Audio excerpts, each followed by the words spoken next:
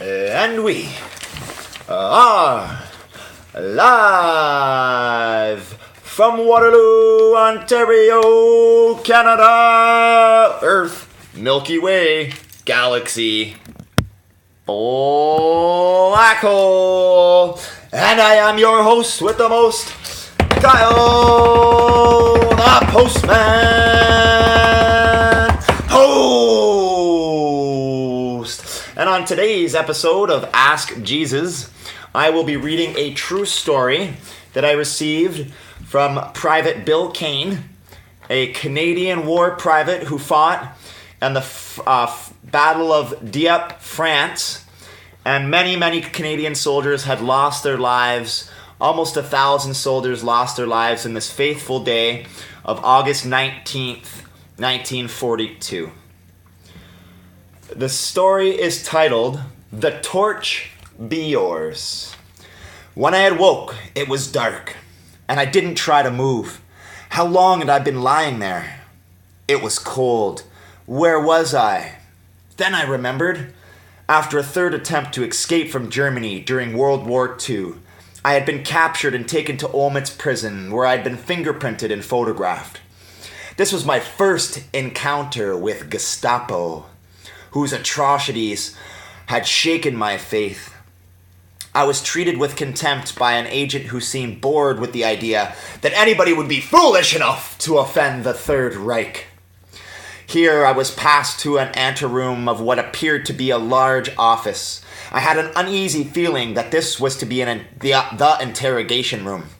Interrogation by the Gestapo could be quite the ordeal I had heard. I waited. Finally, the door opened and I was given a command to enter. This was given in perfect English, but a woman's voice. I had entered, and directly in front of me was a desk with chairs on either side, and a woman, the most beautiful woman I had ever seen.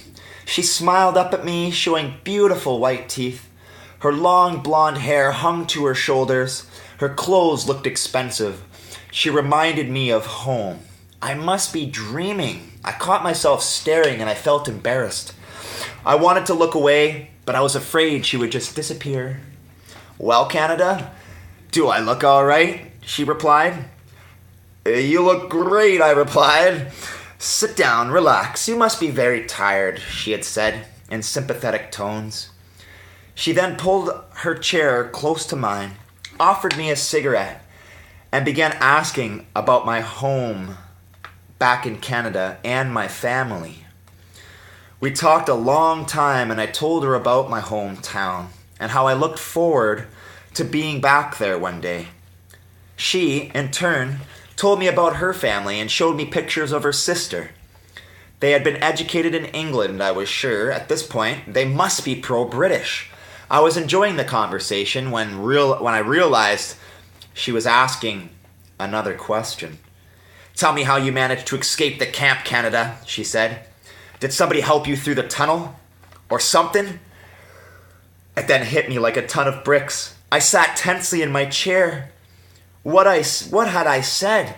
Had I been foolish enough to say something I shouldn't? I began to perspire. What will I do? What will I say? She's so beautiful. I thought for a moment, and when I tried to speak, there was no sound. Finally, my voice came to me. "I'm sorry you've asked me this," I said, "but I have nothing else to tell you." "Think hard, Canada. Think how unpleasant things could be for you if you don't remember. You're a nice boy, and I'm gonna give you one more chance. Tell me. It doesn't really mean anything. I just have to hand in a satisfactory report for my supervisors. You understand that, don't you?" She smiled at me. I understood all right, all too well. "I can't, I won't, and that's all," I replied. I was weak and my stomach ached. I knew if I broke down and I told her of my whole story of my escape, she would smile and tell me what a great guy I was. But the next one of my buddies who would try to get away wouldn't have a chance. I sat there shaking my head, trying to think, when suddenly She struck the cigarette from out of my mouth and screamed something about Britain being crushed by Germany and dominating the world and so on. It was the same old story that I had heard from other patriots. As I'd listened, I was appalled by the change in her voice and appearance. All the sweetness had disappeared, and she was wild with fury. As I stood there wondering, what would she do next? 3 men came through the door. One stood in front of me, and the other one on each side. And one on each side. "This is the last chance I'm going to ask you," she yelled hysterically. I was about to shake my head negatively when I received a hard blow right to the right ear. I fell. The other man began administering kicks to my stomach. My next recollection was of sitting in a chair being searched. The woman was raving about solitary confinement, and my remaining there until I would only be too glad to tell of my escape, and everything else. I was then hurried and bundled into a cell. I fell exhausted upon the floor. I slept again. Morning came. I was stiff and sore. I dragged myself to the wall and I surveyed the cell. There is a small buried window. It was too high for me to see out of. The place was small, possibly 8 by 8, with walls of stone and a wooden floor. There is a heavy wooden floor with a peephole in it. After I sat there what seemed to be hours, a guard came to the door and threw in 2 blankets. He then handed me a piece of bread and a cup of black stuff he called coffee. I was ravenous that this actually tasted good. I paced the floor of the cell, wondering what would I do? What was there to do? Exercise? I couldn't. I was too sore. I sat down. Food was all I could think about. How would I live until the next piece of bread? I wondered. I huddled down in my blankets now, and merciful sleep bottled out my misery. I huddled down in my blankets now. The next days were repetitious of the first, and soon I began to think, I surely will lose my sanity. The more I thought about it, the more I panicked. Going mad, mad, mad. The word kept ringing in my ears. I sprang to my feet. I had to get out of here. Somehow, some way, I glanced wildly around, hoping to find the answer somewhere within the miserable cubicle. Perhaps I would overpower the guard, I thought. I could tell him everything. What difference does it make, as long as I'm free?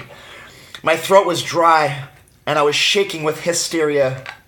I ran to the door to beat upon it with my fist to tell the German guard my story of everything. As I hit the door, the pain of my hand awoke me to reality. What was wrong with me? I must be losing my mind to entertain such a thought. Me, a Canadian soldier, a man from a country whose very name stands for bravery, calling a guard for mercy. No! I sat down again. Had Father Brebeuf felt sorry for himself as he stood at the stake? Or Brock? Or Wolfe? Or countless others? As I stood with my mind in turmoil, the words of Colonial John McCrae came back to me. If ye break faith with us who die, ye shall not live. I was sick and ashamed of myself. I had almost broken my faith. Would God please forgive me? I thought of Vimy Ridge in my father's time, how they had held the torch, and of my friends at Dieppe, who gave their lives in a desperate attempt to hold that very same torch high. I remembered, too, a sermon preached by a New Zealand padre. He said, "We can rise above the wire that surrounds us, if only we concentrate and try." I began to make a thorough search of my pockets in hope of finding something that had been overlooked. There was nothing. Under my collar, I found a steel pin. Just a common, ordinary steel pin. What would I do with that? I bent it into an L shape so that I would not lose it through the cracks of the floor. I spent hours throwing it over my shoulder and looking for it. A silly game, perhaps, but anything to keep me occupied, to pass time. Many days and nights passed, maybe 30 or 130. I'm not sure. I spent most of my time thinking of home and praying that someday return. I was later removed to another concentration camp from which I was able to escape and to be picked up by a United States Army truck near the end of the war. It has been a long time now, but I shall always remember, from falling hands we throw, the torch be yours. Hold it high. By William Kane.